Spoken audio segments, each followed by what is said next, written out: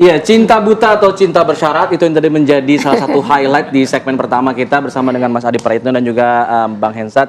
Kalau saya ingin kembali ke Mas Adi, kalau bicara masalah cinta buta, cinta bersyarat, kalau misalnya memang tadi juga ada tawaran-tawaran surga dari koalisi sebelah, kan itu tentunya juga pasti ada syaratnya juga. Nah, kalau misalnya Anies tadi ada skenario untuk maju dari Kim, kalau Bang Hensat tadi bilang begitu ya, apakah ini satu hal yang memungkinkan di Pilgub kali ini? Ya cukup mungkin, karena per hari ini pun kan publik tidak pernah berhenti bicara soal kemungkinan partai-partai yang sudah mendukung Anies ini akan balik badan di kemudian hari. Yang saya sebutkan tawaran surga itu sepertinya masih berlaku.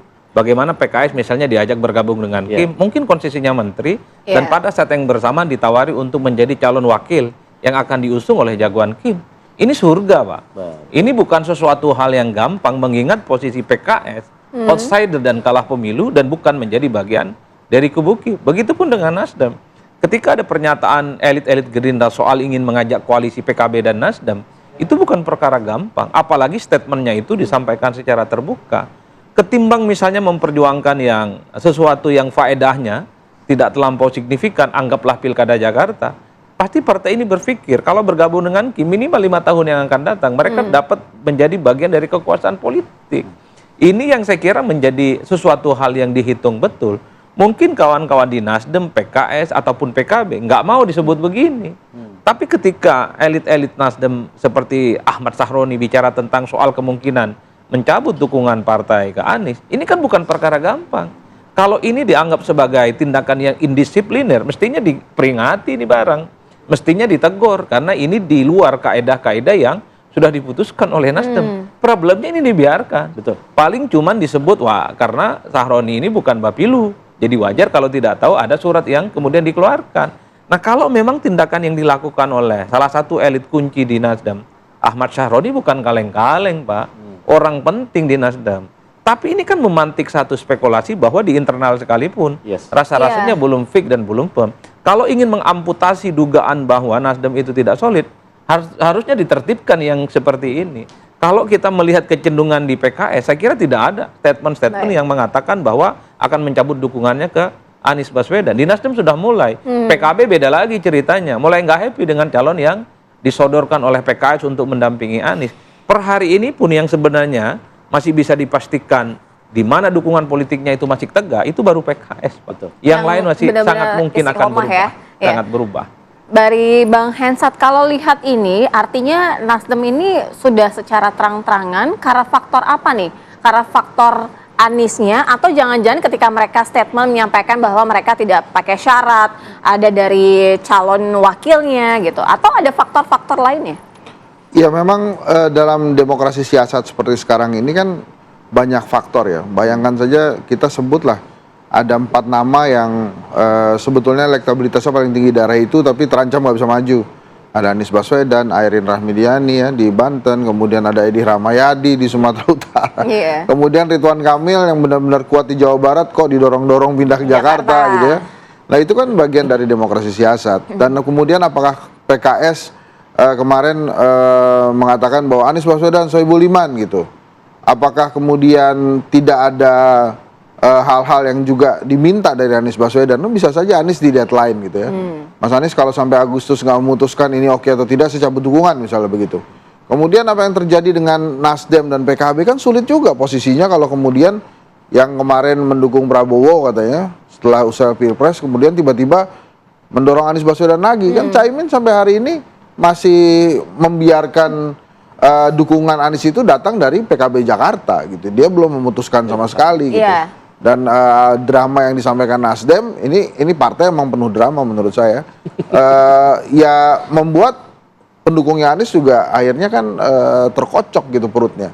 Saya sih melihatnya begini, kalau memang rakyat ya mau melawan demokrasi siasatnya partai politik, ya memang cara-cara Projo waktu mengusung Jokowi di Jakarta waktu itu, atau relawan lain seperti Profesional Jakarta lah, kemudian lain-lain lah itu ya itu mesti ditiru bahwa ya inilah keinginan rakyat gitu, mendorong tokohnya dan akhirnya bisa membuat PDI Perjuangan akhirnya mendorong Jokowi waktu itu kan menjadi Gubernur Jakarta. Jadi memang cara-cara seperti itu harus disiapkan, tapi memang konsekuensi berulangnya sejarah Jokowi juga bisa terjadi. Jadi mungkin itu juga dipikirin gitu sama PKS maupun Nasdem. Kan sekarang kalau perhitungannya kita mau belagu-belaguan jalan sendiri kan nih kata PKS gitu ya misalnya. Atau kemudian melobi PDI Perjuangan yang agak sulit.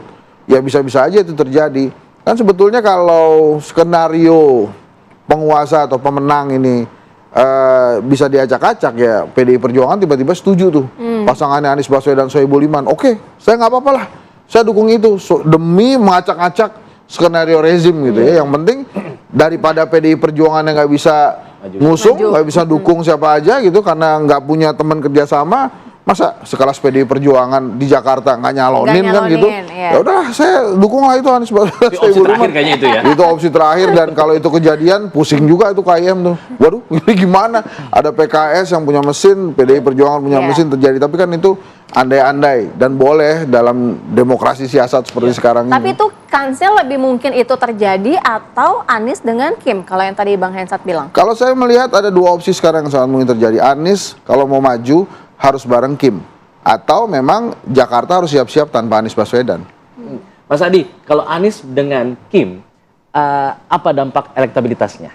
Karena kan kita tahu ini berseberangan lah selama ini. Ya pilkada Jakarta selesai Pak. Ini kan memadukan dua instrumen yang cukup solid dan valid. Kim itu apapun judulnya adalah satu mesin politik yang memenangkan Prabowo dan Gibran. Anies per hari ini elektabilitasnya paling menjulang. Jadi nggak perlu pilkada lagi di Jakarta ini Pak. Cukup salaman dan bisa tumpengan bersama. Udah itu aja judulnya. Cuman ini kan nggak gampang. Kim per hari ini sebenarnya belum membuka pintu kepada Anies. Gerindra sebagai partai pemenang Pilpres selalu mengatakan tak ada satupun aspirasi dari Gerindra untuk menyebut apalagi mengusung Anies Baswedan. Kemudian Demokrat apalagi luka hatinya belum terobati. Nah, Ditinggalkan tengah jalan. Iya, PAN ini sebenarnya bagi saya lebih pada testing the water karena tidak mungkin PAN ini punya manuver politik tanpa persetujuan partai-partai yang lain. PSI apalagi ya. Jadi dalam konteks itulah sepertinya saya melihat Kim memang bukan hanya tertutup pintunya buat Anies, tapi digembok serapi-rapinya supaya memang Anies tak menjadi bagian dari mereka. Karena Anies ini bukan soal bagaimana menjadi kompetitor kemarin kan di Pilpres, memberikan skor 11 kepada Prabowo Subianto. Tapi the next di 2029 Anies ini potensial menjadi anak macan yang kemudian akan melawan jagoan dari Kim. Kan itu saja pikirannya, kenapa Anies ini agak sulit untuk bergabung dengan kubu Kim. Bagi saya, pada akhirnya memang sudah betul apa yang dilakukan oleh Anies membuka kehangatan dan kemesraan dengan Ahok ya. Ini sebagai bridging sebenarnya soal kemungkinan berkoalisi dengan PDIP. Kenapa saya sebut dengan bridging? Minimal ini semacam prakondisi, mengaspal jalan. Kalau at the end of the day-nya PDIP dengan Anies itu bekerja sama, para die hard pendukungnya ini tidak terlampau panik, tidak terlampau shock lah kira-kira begitu.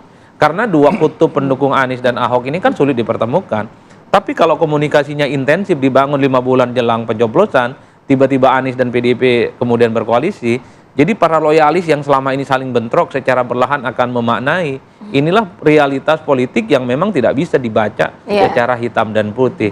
Pada saatnya memang harus cair, pada saatnya harus saling meleleh, tapi pada saatnya juga harus saling berbenturan satu sama yang lainnya. Oke. Aduh, sangat-sangat dinamis berarti ya masih saat ini ya. Kita sama-sama akan menantikan kira-kira akhir Agustus akan seperti apa ya. Kita akan tunggu nanti. Saya ingin Ya. tutup dengan sebuah pantun, boleh ya? Boleh dong, Nah, cakep. saya udah catat nih, takut lupa nih. Nah, Cakep. si Burhan sukanya bakso urat. Cakep. Makannya di depan apotik. Cakep. Cinta di pernikahan saja bersyarat, apalagi hanya cinta di politik.